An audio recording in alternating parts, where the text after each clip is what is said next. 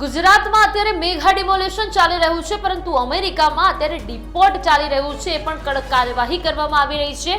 Deport એટલે કે જે ઘૂસણખોરી કબૂતરબાજીથી અમેરિકામાં પહોંચેલા એવા નાગરિકો કે જેમની નાગરિકતા બીજા દેશની છે પરંતુ વસવાટ કરે છે તેઓ બીજા દેશમાં, એટલે કે અમેરિકાના રાષ્ટ્રપતિ જ્યારે પણ પોતાની શપથ ગ્રહણ કર્યા હતા ત્યારે એમને કહ્યું હતું કે સૌપ્રથમ કામ મારા દ્વારા એ જ કરવામાં આવશે કે અમેરિકામાં જેટલા પણ ઘૂસણખોરો કબૂતરબાજી કરીને અમેરિકામાં ઘૂસેલા છે તમામને હું ઘૂસણખોરો કહીને બહાર કાઢીશ અને એમના દ્વારા આ કાર્યવાહી પૂરજોશમાં કરવામાં આવી રહી છે. અત્યારે 205 જેટલા ભારતીયોને વિમાન ટેક્સાથી ભારત આવવા માટે રવાના પણ કરી દેવામાં આવ્યા છે. એ 205 જેટલા લોકો અમૃતસર પહોંચી પણ ગયા છે. એમાંથી 205 ભારતીયોમાંથી 33 જેટલા ગુજરાતીઓ હતા. એમાં ખાસ મહેસાણા, ગાંધીનગર, સુરતના જેટલા પણ લોકો છે તેમને ડિપોર્ટ કરાયા છે.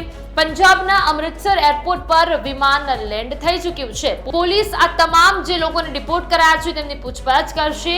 કેવી રીતે અને કોની મદદથી અમેરિકા પહોંચ્યા તેની પણ કડક કાર્યવાહી કરવામાં આવશે, કડક પૂછપરછ કરવામાં આવશે. કુલ 18,000 ભારતીયોને ડિપોર્ટ કરાય તેવી શક્યતાઓ હાલ જોવા મળી રહી છે. 2024માં અમેરિકાથી 1100 ભારતીયોને પરત મોકલાયા હતા, છતાં પણ આપણા ભારતીયો સુધરવાનું નામ લેતા નથી અને જેવો જ આ નિર્ણય બહાર આવ્યો તેમાં જેટલા પણ ભારતીયો છે તેમના ફફડાટ જોવા મળ્યો, બધા ચિંતામાં જોવા મળ્યા. અત્યારે દરેક જે લોકો આવ્યા છે, જે લોકોને ડિપોર્ટ કરવામાં આવ્યા છે, એમના પરિવારજનો સાથે વાત કરવામાં આવી. પરિવારજનો એવું કહે છે કે મિલકતો વેચીને અમે અમારા બાળકો, એમની વાઈફ, એમના છોકરાઓને અમે મોકલ્યા છે, પરંતુ હવે એમને ડિપોર્ટ કરવામાં આવ્યા છે અને અત્યાર સુધી એમના કોઈ પણ પ્રકારના સમાચાર નથી.